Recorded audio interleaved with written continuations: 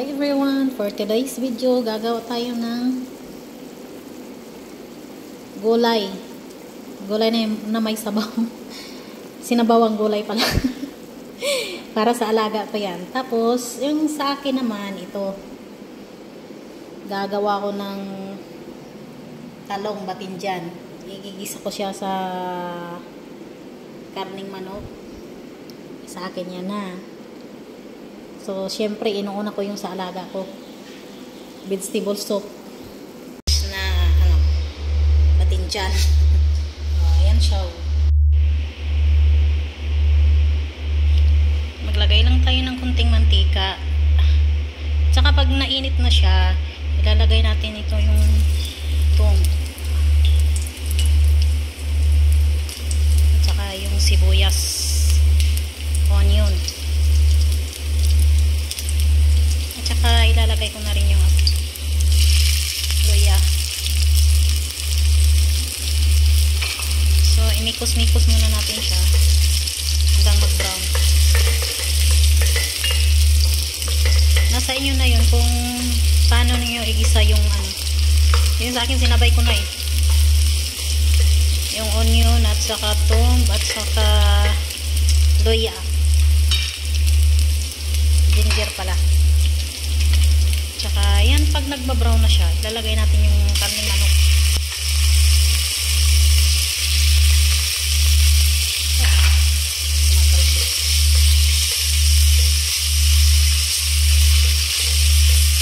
Mikos-mikos. Mikos-mikos lang natin siya, guys. So, ayan na.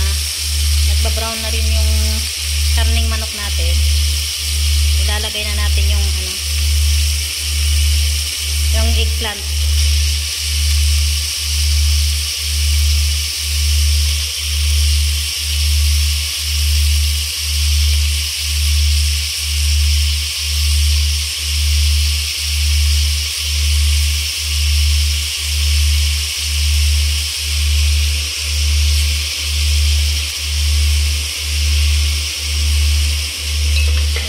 Mikos muna natin siya. Mikos-mikos.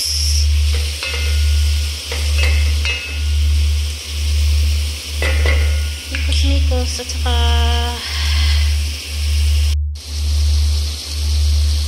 yan, at saka lagyan na natin siya ng black sauce.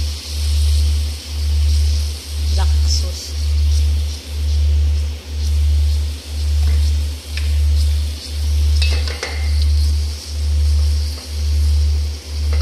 Mikos ulit.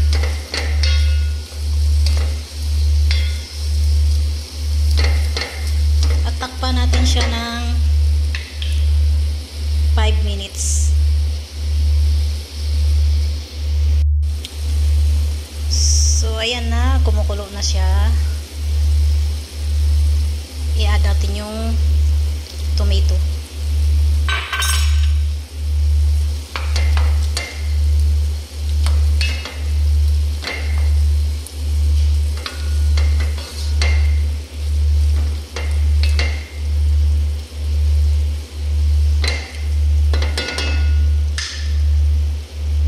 Ulit 5 minutes more ulit. So ayan, kumukulo na naman. I-add na natin ang magic cubes. Mikos-mikos. Mikos-mikos.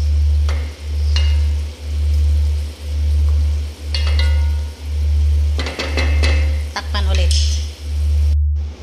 So guys, luto na, ready to eat. Ito na yung eggplant na ginisa ko kanina at ito yung gulay na may sabaw, white rice. So ready to eat na. So tara, kain na tayo. Ito yung tinatawag na adobong batinjan. Kumbaga sa Bisaya, talong. Ginisang talong. Talong ni Manoy.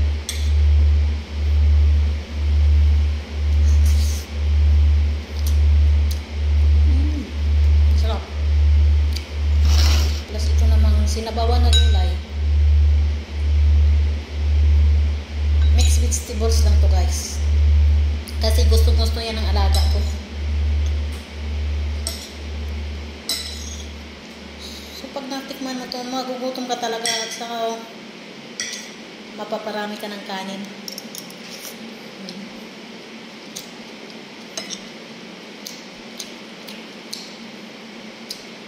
Na masarap to. Adobo. Walang adobong karne. Adobong talong.